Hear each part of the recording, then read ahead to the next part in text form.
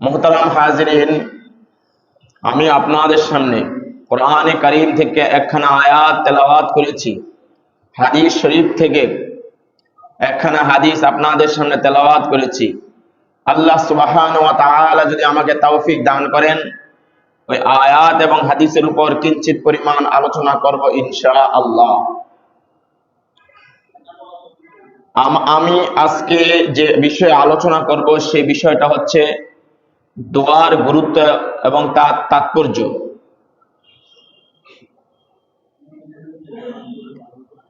দোয়া শব্দের অর্থ হলো প্রার্থনা করা। হাদিসের মধ্যে আসছে আদ-দুআউ মুখুল ইবাদা, দোয়া হচ্ছে ইবাদতের মগজ। দোয়া কি? ইবাদতের মগজ। আর ইবাদত আমরা যখন দোয়া করি কখন? আমরা ইবাদত করার পর, নামাজ পড়ার পর, তাহাজ্জুদ নামাজ পড়ার পর যখনই আমরা মুসিবত গ্রস্ত হই, তখনই আমরা ইবাদতের মধ্যে লিপ্ত হয়ে যাই। তারপর আল্লাহর কাছে দোয়া করি। আর দোয়া সদা সর্বদাই আমরা করতে পারি। আল্লাহর কাছে সদা সর্বদাই দোয়া করতে পারি। মুনাজাতের মাধ্যমে আমরা যে প্রার্থনা করি, এটাও এক জাতীয় দোয়া। এটাও এক জাতীয় দোয়া। আর অন্যান্য দোয়া হচ্ছে হাদিসে বর্ণিত যে মাসনুন দোয়াগুলো আছে, এগুলো এক প্রকারের দোয়া। যেমনি ভাবে আমরা মসজিদে এখন প্রবেশ করেছি, এই মসজিদে প্রবেশ করেছি, আমরা দোয়া করেছি আল্লাহুম্মা আফতাহলি আবওয়াবা রাহমাতিক, হে আল্লাহ আপনার রহমতের ধার আমাদের জন্য উন্মুক্ত করে দেন। অর্থাৎ আল্লাহ তাআলা রহমতের যে ধার আছে, রহমতের যত দরজা সমূহ আছে, সমস্ত রহমতের দরজা সমূহ আমার জন্য উন্মোচন করে দেন, খুলে দেন। দোয়া আমরা দুনিয়াতে একজন আরেকজনের কাছে চাইতে আমরা বেশি পছন্দ করি।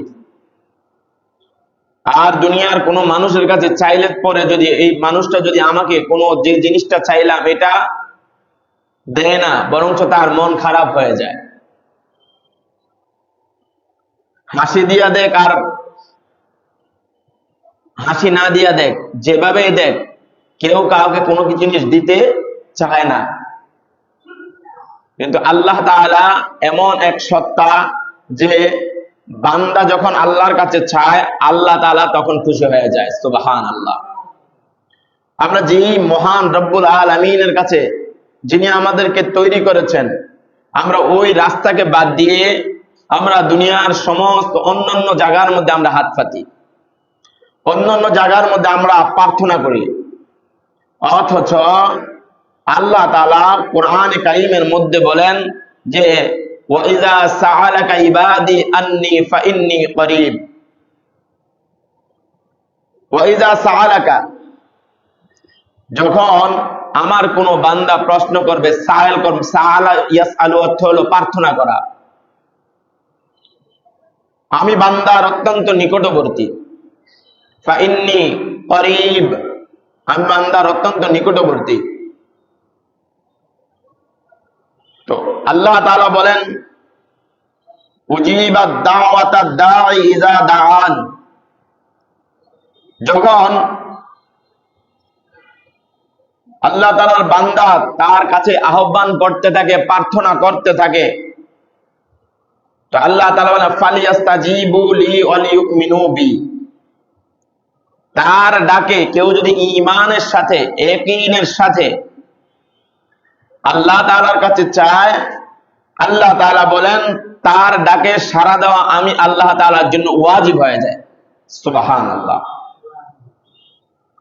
দেখুন, আমরা এমন আল্লাহ তাআলার ইবাদত করি যে আল্লাহ তাআলার কাছে আমি যদি একনিষ্ঠ ভাবে আমার মনের যত তামান্না, মনের যত আকাঙ্ক্ষা, এগুলো যদি আমরা আল্লাহর কাছে প্রার্থনা করি, তো আল্লাহ তাআলা দেওয়ার জন্য প্রস্তুত। কিন্তু আমরা আল্লাহর কাছে চাই না। ভোর রাতে আল্লাহ তাআলা তাহাজ্জুদের নামাজের সময় আল্লাহ তাআলা ডাকতে থাকেন। হ্যাঁ, তাহাজ্জুদের নামাজের সময় বলতে থাকেন আলাম আলা মিন মুস্তাগফিরিন ফাআগফির আলা, কে আছো এমন ক্ষমা চাইবা, আমি তোমাকে ক্ষমা করে দেব। আলা মিন মুস্তারজিকিন ফাআরযুক আলা, কে আছো এমন যে তোমার রিজিকের অভাব, আমি তোমার রিজিকের অভাব দূর করে দেব। কে আছো এমন বিপদগ্রস্ত, আমি তোমার বিপদ মুক্ত করে দেব। আলা কাজা আলা কাজা, আল্লাহ তাআলা এমনি ভাবে বান্দার প্রত্যেকটা প্রয়োজনকে স্মরণ করায়া ডাকতে থাকেন, ও আমার বান্দারা, আমি আল্লাহ তাআলা ডাকতেছি, হাত্তা ইয়াতলু আল ফাজর, ফজর উদিত হওয়া পর্যন্ত মাওলায়ে কারীম আল্লাহ তাআলার বান্দাদেরকে ডাকতে থাকে যে তোদের প্রয়োজনগুলো আমি আল্লাহ তাআলার কাছে বল, আমি কি করে দেই, এগুলো পূর্ণ করে দেই। অথচ আমরা এমন এক নাফরমান বান্দা, ওই সময়ের মধ্যে ঘুমের ভিতরে মগ্ন হয়ে থাকি, ঘুমে আমরা আচ্ছাদিত হয়ে থাকি, সারা রাত ঘুমাই না, আর ওই সময়ের মধ্যে আমাদের ঘুমটা চাইপে আসে। যখন 3টা বাজে যায় তখন কেউ মোবাইলও চালায় না, কারণ এই সময় রহমত শয়তান তখন তাকে ঘুম পাড়াইয়া দেয়।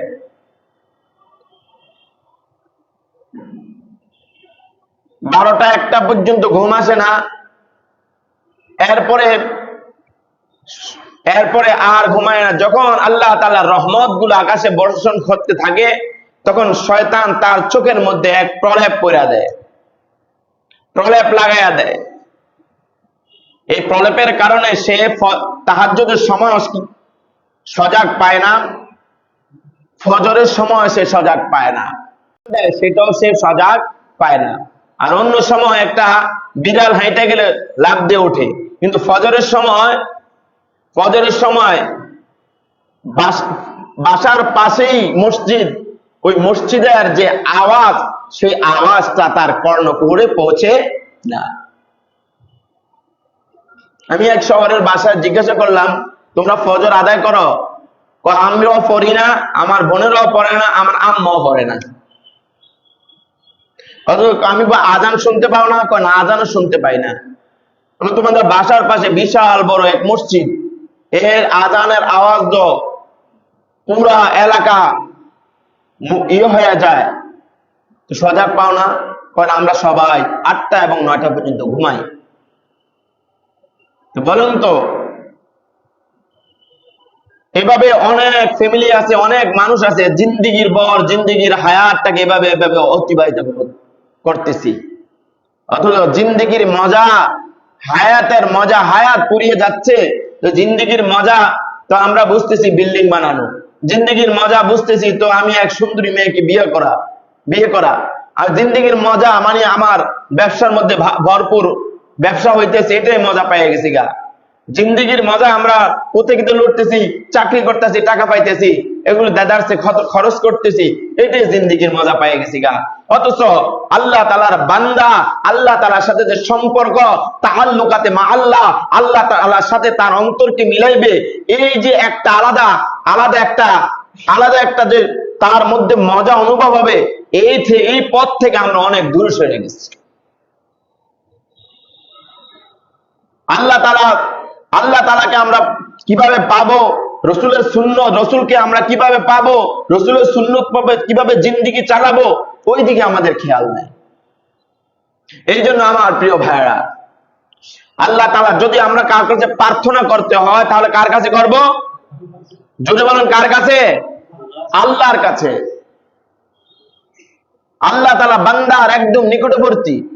ওয়াইযা সাআলাকা ইবাদি আন্নী ফাইন্নী করিব, আল্লাহ তাআলা আপনার নিকটবর্তী। আপনি যখন তাকে ডাক দিবেন, তখন আল্লাহ তাআলা দেওয়ার জন্য প্রস্তুত হয়ে যায়। অথচ ওই আল্লাহ তাআলাকে আমরা ভুলে গিয়ে যে কোনো সমস্যায় পড়ি, মানুষের কাছে হাত পাতি। অথচ সর্বপ্রথম তো এই মনের যেই অভাব, এটা আল্লাহ তাআলাকে শোনানো উচিত ছিল। সাহাবায়ে কেরামরা তো এমন ছিলেন যে তাদের জুতার পিতাও যদি ছিঁড়ে যেত, তো আল্লাহর কাছে 2 রাকাত নামাজ সালাতুল হাজত পড়া অভিযোগ করত, আমার তো এটা জরুরি, এটা আমার প্রয়োজন। তারপর সে বাইরে হইতো, কোনো না কোনো মাধ্যমে তার প্রয়োজন মিটে যেত। আমরা হতাশ হয়ে গেলে আমরা নামাজ পড়ি না, মন খারাপ হলে মসজিদ আসি না, মন খারাপ অনেকের বাইরে নামাজ পড়ো না, হুজুর আমার মন খারাপ, অনেক মন খারাপ, অনেক টেনশনে আছি। আর ভাই এই টেনশন কেন? এই টেনশনের সময় আল্লাহকে আরো বেশি বেশি ডাকা চাই। টেনশন দূর করা একমাত্র মালিক হচ্ছেন আল্লাহ। আমার যখন হতাশার ভাব বেশি হয়ে যাবে, আমি যখন আল্লাহর প্রতি ঈমান কমে যাবে, তখন আমার অন্তরের মধ্যে হতাশা বেশি হয়ে যাবে। আমার হতাশা, আমার টেনশন, যখন দেখবেন যে আপনি অনেক টেনশন করতেছেন, তো বুঝতে হবে যে আমি এখন আল্লাহকে ভুলে গেছি। কারণ আল্লাহ প্রেমিকরা কখনো কি হয় না, হতাশাগ্রস্ত হয় না। মনে করে আল্লাহর পক্ষ থেকে আল্লাহ আমাকে পরীক্ষা দিতেছেন, আমি ধৈর্যের সাথে কি করব, এই পরীক্ষা মোকাবেলা করব। সবর আর শুকর, এই দুইটা রাস্তা আছে। ধৈর্য আর শুকরিয়া আদায় করা, এই দুইটা রাস্তা হচ্ছে জান্নাতের রাস্তা। এই দুইটা রাস্তা কিসের রাস্তা?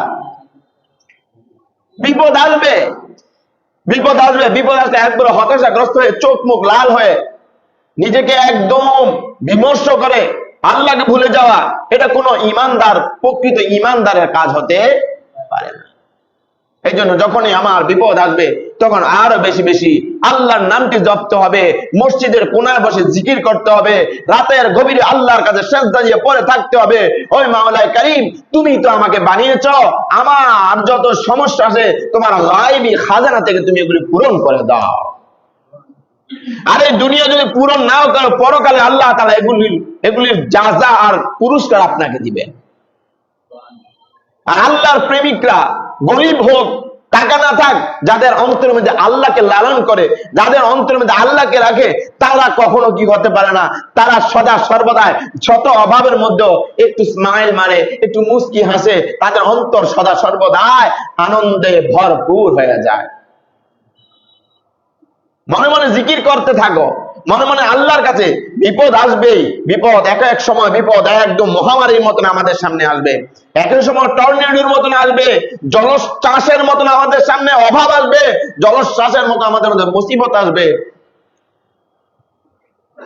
এই মুসিবত গুলো আল্লাহর কাছে অভিযোগ করব, মাওলা কারীম, আমার কোন আমলের জন্য হয়তোবা তুমি গুসা করেছ, আমাকে তুমি ক্ষমা করে দাও। হয়তো আমার কোনো গুনার কারণে আমার এই বিপদ, অন্য কারো অভিযোগ দিও না। আমরা তো আঙ্গুল দিয়ে আরেকজনকে দেখাই, ও এমন, ও এমন, ও এমন। হায় রে, আমি তো সবচেয়ে খারাপ। এই কান্দির পাড়ের মধ্যে আমার মতন নালায়েক, আমার মতন পাপিষ্ঠ এই কান্দির পাড়ের মধ্যে আর কেউ নাই। আমি নিজেকে পাপী যদি দাবি না করতে পারি, তাহলে আমি নিজেই মানুষ না। আমি যদি আরেকটু ভালো হতাম, আমার দ্বারা দিনের আরো ভালো কাজ হইতো। এই জন্য নিজেকে ছোট মনে করা, নিজেকে একদম আরো বিনয়ী বানানো, নিজেকে মিটানো, এটা হচ্ছে একজন প্রকৃত মুমিনের পরিচয়। আমার প্রিয় ভাইয়েরা, আমরা মুসিবত হইলে, বিপদ হইলে আমরা প্রার্থনা করি কার কাছে? মাজারে চলে যাই, বিভিন্ন দরবারে চলে যাই। এগুলা কখনো আপনার ভাগ্য পরিবর্তন করতে পারবে না। এগুলি হচ্ছে শিরক। কিয়ামত পর্যন্ত যদি আপনি তাদেরকে ডাকেন, আপনার ডাকে কি দিবে না? সাড়া দিবে না। কিয়ামত পর্যন্ত যদি আপনি তাদেরকে ডাকেন, হে আমার এই বিপদ, তারা কি দিবে না? আপনার ডাকে সাড়া দিবে না। আমি আল্লাহ তাআলা, আমাদের সমাজের মধ্যে একটা ভুল কথা প্রচলন আছে যে আল্লাহ তাআলা, আল্লাহকে পাইতে হইলে সিঁড়ি লাগে। কি লাগে? সিঁড়ি লাগে। তো সিঁড়ি কেটা? বলে একজন পীর ধরো, পীরের মাধ্যমে রসুল ধরো, রসুলের মাধ্যমে আল্লাহকে ধরো। কথা সত্য, কিন্তু মতলব খারাপ। কথা সত্য। এখন আপনি পীর ধরলেন, এই পীর কে? পীর কি সুন্নতের উপর আছে কিনা, তার মধ্যে কোরআন এবং হাদিসের জ্ঞান আছে কিনা, এটাকে আপনি যাচাই বাছাই করবেন না। একজন ইমাম এবং খতিবকে জিজ্ঞাসা করতে হবে, হুজুর আমি ওনার মুরিদ হতে চাই, ওনার মধ্যে কোরআন হাদিস মতো কোনো জ্ঞান আছে কিনা। এটাকে আপনাকে দেখতে হবে সে রাসূলুল্লাহ সাল্লাল্লাহু আলাইহি ওয়াসাল্লামের সুন্নতের উপর পাবন্দি কিনা। ওই বেটায় বেপরদা নারীকে নিয়ে মাজার বসাইছে, আপনি যে ওখানে মুরিদ হয়ে গেলেন, আপনি সেও জাহান্নামী, আপনাকেও জাহান্নামের পথে সে পরিচালনা করবে। এই জন্য আমার প্রিয় ভাইরা, আল্লাহ তাআলা তো বলে, আল্লাহ তাআলা বলে আমার কাছে চাও, আর আমার মাধ্যমে চাইবা কিভাবে? রাসূলুল্লাহ সাল্লাল্লাহু আলাইহি ওয়াসাল্লামের সুন্নতের উপর চলবেন আর আল্লাহকে পেয়ে যাবেন, আল্লাহকে পেয়ে যাবেন। আল্লাহকে পাই নাই, আমরা সব পাইলাম, আল্লাহকে পাইলাম না, তো আমার মতন পোড়া কপাল আর কিছু কেউ নাই। আমার সব আছে, কিন্তু এই জিন্দেগির মধ্যে আমার মধ্যে আল্লাহর প্রতিচ্ছবি, আল্লাহকে আমি পাইলাম না, অন্তরকে আল্লাহকে লালন করলাম না। আমার প্রিয় ভাইয়েরা, হায়াত তো চলে যাচ্ছে, তাই না? হায়াত চলে যাচ্ছে, কিন্তু আমরা কি করতেছি? এই জন্য হুয়াল হাইয়ুল কাইয়্যুম লা ইলাহা ইল্লা হুয়া ফাদউ মুখলিসিনা লাহুদ্দিন। আল্লাহ তাআলাকে ইখলাসের সাথে ডাকতে হবে। আল্লাহ তাআলা কিসের সাথে ডাকতে হবে? একনিষ্ঠভাবে সকালে বিকালে একটু জিকির করতে হবে। জিকির করলে পরে অন্তর নরম হবে, আর তখন আপনি যেটাই চাইবেন আল্লাহ তাআলা আপনাকে দেওয়ার জন্য প্রস্তুত হয়ে যাবে। এই জন্য আমরা অনেক গুনার কাজ করি। আল্লাহ তাআলা ছাড়া আর কারো কাছে কি করব না, কোন মাথা নত করবো না, আর কারো কাছে কিছু চাইবো না। কারণ দেনেওয়ালা একমাত্র কে? আল্লাহ। আর দুনিয়ার সমস্ত মাখলুকাত আল্লাহর প্রতি মুখাপেক্ষী, সমস্ত মাখলুকাত আল্লাহর প্রতি মুখাপেক্ষী। কারো উসুলে দিয়ে দেওয়ার দরকার নাই, আল্লাহ তাআলা দিবেন, আল্লাহ তাআলা দিবেন। বলে হুজুর আপনি কি কোনো মুরিদ হইতে নিষেধ করেন, কোন পীর ধরতে? না, নিষেধ করি না। একজন পীর সে ভালো পীর হইতে হবে শিক্ষকের মতন, স্বভাব থাকবে কিসের মতন? শিক্ষকের মতন। পীর শিক্ষকের মতন থাকবে, ছাত্র যেটা না বুঝে শিক্ষক যেমনি ভাবে বুঝিয়ে দেয়, পীর হতে হবে এমন। এখন তো ওই রকম পীর পাওয়া যায় না, যে মুরিদের ঘরের মধ্যে খাবার নাই, সে পীরের ঘরের থেকে কি দেয়? 1 কেজি চাল দেয়। এই পীর আপনি পাইবেন না। এই জন্য বলি যে একজন পীর হবে, একজন কামেল আল্লাহ ওয়ালা তো হবে এমন যে সে তার মুরিদ পথভ্রষ্ট মুরিদকে এভাবে আল্লাহর দিকে ডেকে ডেকে এনে তাকে হেদায়েত করে, একদম সে ছিল না, তার দাড়ি ছিল না, তার দাড়ি রাখাইছে, তার সুন্নতি লেবাস ছিল না, সুন্নতি লেবাস, সে আগে হারাম পথে চলছে, সে এখন হালালের উপর আছে, সে পর্দা করতে না, এখন সে পর্দা করে। একজন পীরের কাজ হচ্ছে এগুলা। এখন আমরা পীর কখন ধরি? যদি কোনো বিপদে পড়ি, যে একটা গরু লইয়া যায় বা কিছু হাদিয়া লইয়া যায়, বাবা এরকম বড় বড় টাক্কা সুদখোর, এরা পীরের মুরিদ।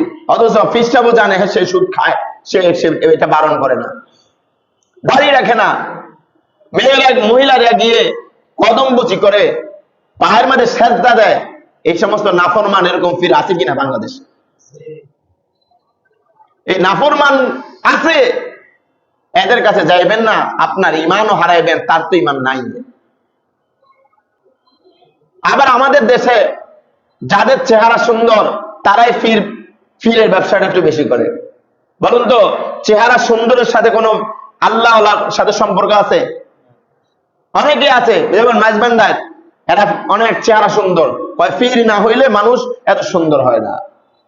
হ্যাঁ ভাই, এরা যখন ছিল বাহির থেকে আসছে তখন তাদের হালত ছিল একরকম, বর্তমানে অনেক খারাপ, বর্তমানে অনেক খারাপ। এই জন্য কোন হারাম, যেখানে মধ্যে হারাম, রাসূলের সুন্নতের বাইরে সে কার্যকলাপ করতেছে, আমি সেখানে যাব না, সেখানে আমার ঈমান ক্ষতিগ্রস্ত হয়ে যাবে।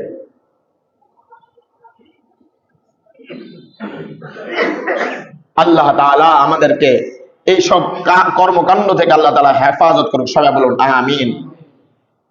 দোয়া কবুল হবে কিভাবে? কোরআন শরীফের মধ্যে আল্লাহ তাআলা বলেন, 1 নাম্বার আপনাকে তওবা করতে হবে।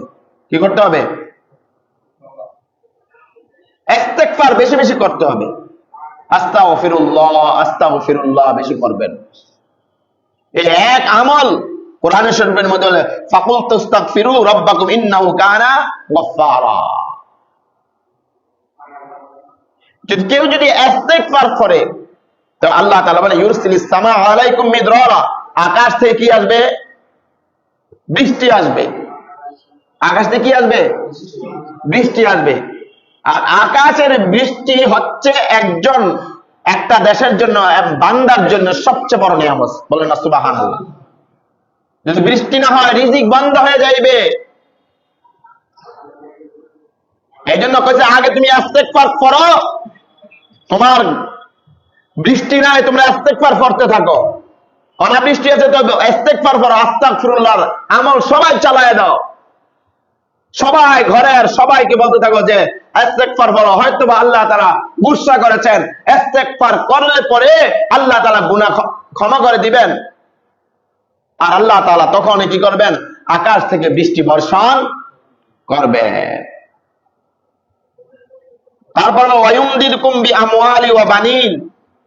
আহা, বলে এরপরে আল্লাহ তাআলা আপনার সম্পদের দরকার, তো তার সম্পদের অভাব, তখন কি করবেন?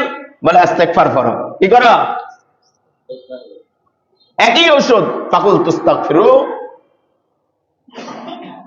তুস্তাগফিরু রাব্বাকুম ইন্নাহু কানা গাফফারা। তুমি বলতে থাকো সদা সর্বদাই, হাঁটতে বসতে সদা সর্বদাই আস্তাগফিরুল্লাহ আস্তাগফিরুল্লাহ আস্তাগফিরুল্লাহ। তোমার সন্তান নাই, ওয়াবানিন, তোমার সন্তান নাই, সন্তানের অভাব, তো তুমি কি করো? ইস্তেগফার করো। কি করো? ইস্তেগফার করো। ওয়ায়াজআল লাকুম আনহারা, এবং তোমার বাগ বাগিচা, নদ নদী, মাছ, যা আগে কত মাছ ছিল, মানুষের মধ্যে গুনাহ ছিল না, ডাইনে বামে সে যেদিক দেয়া মাছ, এই সিজনের মধ্যে মাছ শুকনার মধ্যে লাফাইতো। আমরাও দেখেছি শুকনার মধ্যে ধান ক্ষেতের ভিতরে আল্লাহ তাআলা রিজিক দিয়ে রাখছে। এতটুকু ধান ক্ষেত দেখি কি যে আওয়াজ করতেছে, যায় দেখি তা মাছ, শিং মাছ, কই মাছ, টাকি মাছ লাফাইতেছে। ওমা যায় দেখে পুরা জমিন এভাবে মাছ একটার পরে একটা বিছাই রয়েছে, কিন্তু জমিন শুকনো, হালকা হালকা পানি আছে। আল্লাহ তাআলা এভাবে রিজিক দিয়ে দিয়েছিলেন। আগের মানুষরা গুনাহ করে নাই ভাই। এই জন্য আমরা বেশি বেশি করে কি করব? ইস্তেগফার করব তো ইনশাআল্লাহ। এটা আজকের আমল কি? শুধু ইস্তেগফার করা। কি করা? ইস্তেগফার, আস্তাগফিরুল্লাহ আস্তাগফিরুল্লাহ আস্তাগফিরুল্লাহ। আমার হার সমস্যা আল্লাহ তাআলা দূর করে দিবে এক আমলের কারণে। আস্তাগফিরুল্লাহ আল্লাযী লা ইলাহা ইল্লাল্লাহ ইল্লাহু আলাইহি তাওয়াক্কালতু ওয়া হুয়া রাব্বুল আরশিল আযীম। আবার এরকম আছে আস্তাগফিরুল্লাহ রাব্বি মিন কুল্লি জামবি ওয়া আতুবু ইলাইহি লা হাওলা ওয়ালা কুওয়াতা ইল্লা বিল্লাহিল আলিয়্যিল আযীম। এগুলি পড়তে থাকে, আপনার ভাগ্য কিভাবে পরিবর্তন হয়ে যায় আপনি বলতেও পারবেন না। সুবহানাল্লাহ। এক আমল। হযরত মূসা আলাইহিস সালামের জামানায় হঠাৎ দুর্ভিক্ষ দেখা দিল। দুর্ভিক্ষ দেখা দেওয়ার পরে সবাই হতাশা হয়ে গেল। হে আল্লাহর পয়গম্বর, এমন দুর্ভিক্ষ দেখা দিল যে দুর্ভিক্ষের কারণে বৃষ্টি হচ্ছে না, খাওয়া দাওয়া সবকিছু বন্ধ, আকাশ থেকে বৃষ্টি বর্ষণ নাই, জমিনের মধ্যে খা খা করতেছে, মাটিগুলো শুকিয়ে চৌচির হয়ে গিয়েছে, দুর্ভিক্ষের কারণে ফসল উৎপাদন হচ্ছে না। মূসা আলাইহিস সালামের উম্মতেরা, বনি ইসরাইলের সবাই গিয়ে মূসা আলাইহিস সালামের কাছে অভিযোগ করলো, ওগো আল্লাহর পয়গম্বর, তুমি নাকি আল্লাহর সাথে কথা বলো, আল্লাহকে বলো এই জমিনের মধ্যে আমাদের জন্য দোয়া করতে, বৃষ্টি যাতে হয়, যাতে আল্লাহ তাআলা দুর্ভিক্ষ দূর করে দেন। দুর্ভিক্ষ যাতে দূর করে দেয়, তুমি আল্লাহ তাআলার কাছে, যেহেতু মূসা কালিমুল্লাহ, আল্লাহ তাআলার সাথে কথা বলতো, হযরত মূসা আলাইহিস সালাতু ওয়াস সালাম বললেন, যাও ওই চাটিয়াল ময়দানের মধ্যে মরুভূমির মধ্যে সমস্ত বনি ইসরায়েলদেরকে একত্রিত করো। হাজার হাজার বনি ইসরায়েল একত্রিত হয়ে গেল। হযরত মূসা আলাইহিস সালাতু ওয়াস সালাম দোয়া করলেন, দোয়া করতেছেন কিন্তু দোয়া কবুল হচ্ছে না। কে দোয়া কবুল হচ্ছে না? তাদের দোয়া করতেছে, দোয়া কবুল হচ্ছে না, উঠে গেল। আরেকদিন আবার বলল যে না, দোয়া করব। মূসা আলাইহিস সালাম দোয়া করতেছেন, আবার আবার দোয়া করতেছেন, দোয়া কবুল হচ্ছে না। মূসা আলাইহিস সালামের দোয়া যখন কবুল হচ্ছে না, মূসা আলাইহিস সালাম আল্লাহর কাছে বলতেছে, আল্লাহ আমি যে আপনার সাথে কথা বলি এটা তো সবাই জানে, জানে, তাহলে কেন দোয়া কবুল হচ্ছে না আমাকে বলুন, দোয়া কেন কবুল হচ্ছে না আমাকে একটু জানায়া দেন। বলে না, তোমাকে জানাবো না, তবে এই মজলিসের মধ্যে হাজার হাজার মানুষের মধ্যে একজন পাপিষ্ঠ এমন আছে, সে 40 বছর যাবত গুনাহে কবিরা করতেছে, সে 40 বছর যাবত জিনা করতেছে, 40 বছর যাবত হারামের উপর চলতেছে। এই একজনের কারণে পুরা উম্মতের মধ্যে দুর্ভিক্ষ দেখা দিছে, আর তোমার দোয়া কবুল হইতেছে না। ওই লোকটা যদি সরে যায় ওই মজলিস থেকে, তাহলে আমি আল্লাহ তাআলা দোয়া কবুল করব। এখন ঘোষক প্রত্যেক জায়গায় এক একজনের জায়গায় থেকে দাঁড়িয়ে বলতেছে, কে এমন পাপিষ্ঠ আছে এই মজলিস থেকে তুমি সরে যাও, কি যাও, সরে যাও। এই দিক দিয়ে একজন দাঁড়াইলো, দাঁড়াইয়া বলতেছে, কে এমন আছো পাপিষ্ঠ, তোমার কারণে মূসা আলাইহিস সালামের দোয়া কবুল হচ্ছে না, পয়গম্বরের দোয়া কবুল হচ্ছে না, তুমি সরে যাও। আবার ওই দিক দিয়ে একজনকে দাঁড়াইলো, ঘোষণা দিতেছে, কে এমন পাপিষ্ঠ আছো, এখান থেকে তুমি সরে যাও। এখন যেই বেটায় গুনাহ করছে, এই বেটা কি জানে কিনা আমরা কি কত বড় পাপ করছি, আমরা জানি কিনা? অবশ্যই জানি। এখন যে বেটা এত গুনাহ করেছে, মনে মনে করতেছে, মনে মনে বলতেছে, হায় রে, আমি তো এত বড় গুনাহ করছি, দুনিয়ার মধ্যে কেউ দেখে নাই, শুধু আমি জানি, আমার আল্লাহ জানে। কে জানে?